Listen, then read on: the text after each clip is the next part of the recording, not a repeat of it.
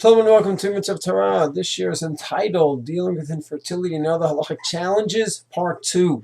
First year we saw that already it's an issue that, of course, modern science and halacha deals with, but already there's precedents centuries ago, and there's cases from the Gemara from 2,000 years ago where the poskim look at for guidance to see how to deal with such issues. So in some, a woman goes ahead and we see it was been married for a few years, and the doctors check her out. She's fine. She's capable of having children. They need to look into the man now. The question is, what do they do? How do they extract zera, semen, from him?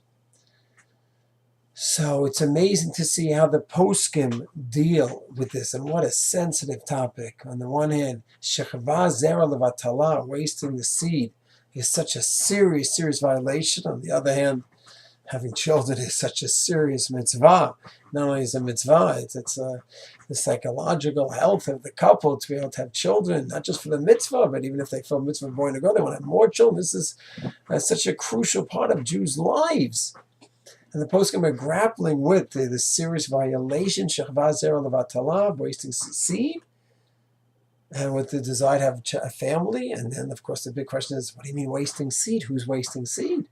We're going ahead and trying to test out and see about his seed, how we can improve it and make it viable. So what a dramatic case. And we always see the poskim clear, level-headed, working with all the different Gemaras and sources and the poskim on it and trying to make sense of the whole thing.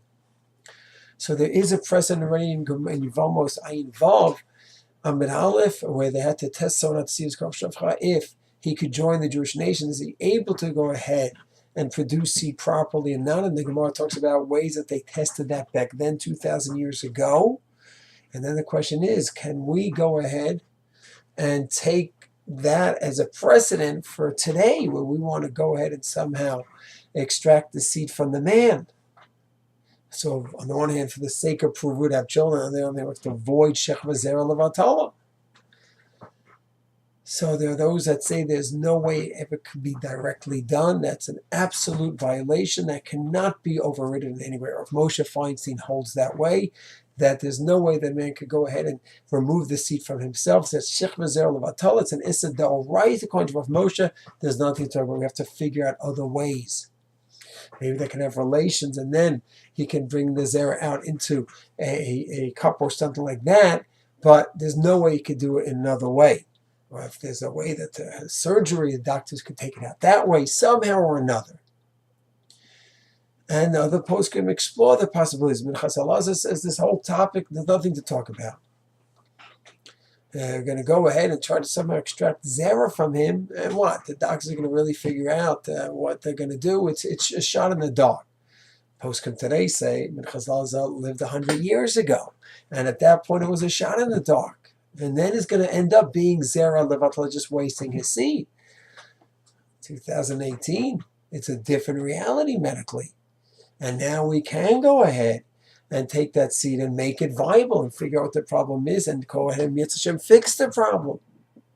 So you can see the Tzitz Eliezer with a different approach, that we have to figure out a way to extract it.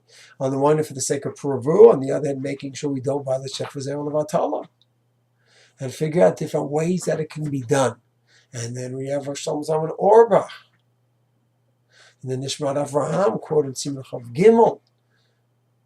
And then a lot of poskim learned from the Beis Shmuel, who spoke about the fact that if there's blood and we don't know who it's from her, from him, there may be a way to somehow check out his zera and see, is there some blood there as well? And based on all this information, the post can come up with different possibilities.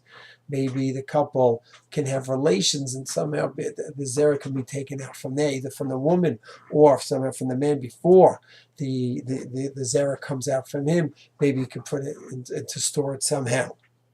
Maybe there's other ways to think about to get his zera. In all different ways. I'm being vague, of course. The shir is not a shir that we could go into details in this forum. That would have to be discussed one-on-one, and of course, Macham Pua are experts in all this. But to me, the main purpose here is to give a little overview of some of the Gemaras and some of the poskim on the topic, and to see the beauty of how we have sources from thousands of years ago, hundreds of years ago, and how the poskim take the challenging situation of the time together with the medical updates of the time, and look at the Masorah and try to work out a solution to the problems and to the challenges that a young couple may have. It's Hashem. We should always have Mesorot Tavot. Shalom.